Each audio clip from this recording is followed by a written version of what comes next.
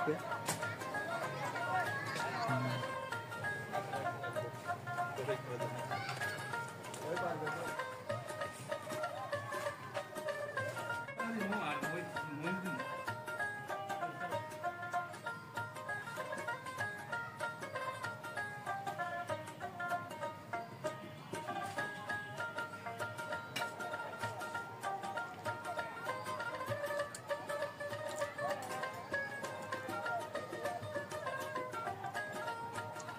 সম্মানিত ভিউয়ার্স, আশা করি সকলেই ভালো আছেন। তো আমাদের বাড়ির পাশে একজন কৃষি উদ্যোক্তাদের বাড়ির পাশে অল্প জায়গা আছে, পরিত্যক্ত না ফেলিয়ে রেখে তারাও যদি এইভাবে এই লাউ চাষ এবং কুমড়ো চাষ করতে পারেন তাহলে কিন্তু পারিবারিক যে পুষ্টির চাহিদা সেইগুলো পূরণ করতে পারবেন। একটু পরিশ্রম করলেই কিন্তু আমাদের এই কৃষিকাজে অনেক সফলতার সুযোগ আছে। ভাই কেমন আছেন? আসলাম আপনার এই লাউ ক্ষেতটি দেখার জন্য। আসলে অনেকদিন যাবতই বলতেছিলাম যে ইউনুস ভাইয়ের লাউ ক্ষেতটি দেখবো, তো সেই জন্যই আসলাম। আজকে ফাইনালি দেখতেই আসলাম যে লাউ ক্ষেতটি কিরকম আছে। তো আমি তো শুনতে পাইলাম আপনার অনেক প্রচুর লাউ হয়েছে। তো আসলে পরিশ্রম করলেই সম্ভব, এটা ঠিক না? তো পরিশ্রম আপনি করতে পারেন বা পরিশ্রম করছেন অল্প জায়গায়, কিন্তু লাউগুলা চাষ দেখতে পারলাম যে অনেক সুন্দরই হয়েছে। তো আজকে এই আজ পর্যন্ত এই যে লাউ চারাগুলা লাগিয়েছিলেন বা লাউ আসছে, কতদিন হয়েছে বয়স? 2 মাস। 2 মাস, 2-2.5 মাস হয়ে গেছে, কিন্তু 1 মাসের বিক্রি করতেছে। 1 মাস যাবত লাউগুলা বিক্রি করতেছেন। তো কতদিন পর থেকে এই লাউগুলা আসছে? 40-45 দিন পর থেকে। 40-45 দিন পর থেকে এই লাউগুলো আসছে।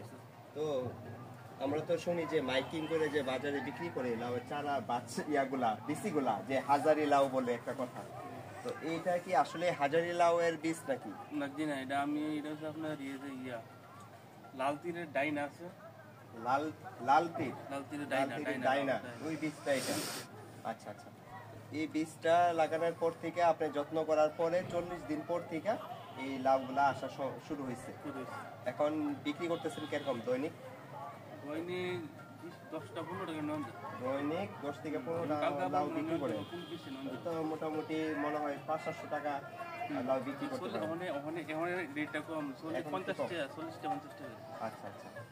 এই কতটুক জায়গায় আপনি লাউ চাষটা করছেন? 800 জায়গা, কিন্তু জায়গা মোটামুটি বড়। আর পাশাপাশি তো কুমড়ো চাষ করছেন, মিষ্টি কুমড়ো আছে, লাউ আছে, তারপরে তো কি আছে, মিষ্টি কুমড়ো লাউ আছে, টমেটো আছে, আর নিচে টমেটো আছে। তো এই লাউগুলা চাষ করতে আপনার এই প্রথম অবস্থায় কত টাকার মতো খরচ করছিল? আমি প্রথমে যদি সব মিলে ছিল ওদের পাতা ডেঙ্গা কোম্পানি সাথে দিয়েছিলাম। হজের পাতা ছিল, মানে ডেঙ্গা ছিল, আর যেটা ডাটা এগুলি ছিল। তো এগুলোই তো সব বিক্রি করে ফেলছেন।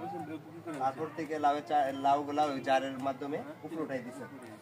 তাহলে আমি মনে করি কৃষি জিনিসটা যদি কেউ কষ্ট করে একটু করতে পারে তাহলে তার কেউ লস হয় না, লাভবান। কারণ সে শ্রম দিতে হবে এবং তার পরিচর্যা ঠিক করতে হবে। তো এই যে লাউটি আসার সময় বা কোনো প্রকার এগুলার সমস্যা হয়েছিল কিনা, যে করা মরে যায়? কোনো ওষুধ দিতে হইতেছে এখন? ওষুধ দিতে হয়, স্প্রে করতে হয়। এরকম এমনি কোনো অন্য কোনো প্রকার, যে আমরা তো মুরগি খামার আছে, তো মুরগি খামারে কিন্তু ভাইরাস অ্যাটাক করে, বিভিন্ন সমস্যা হয়।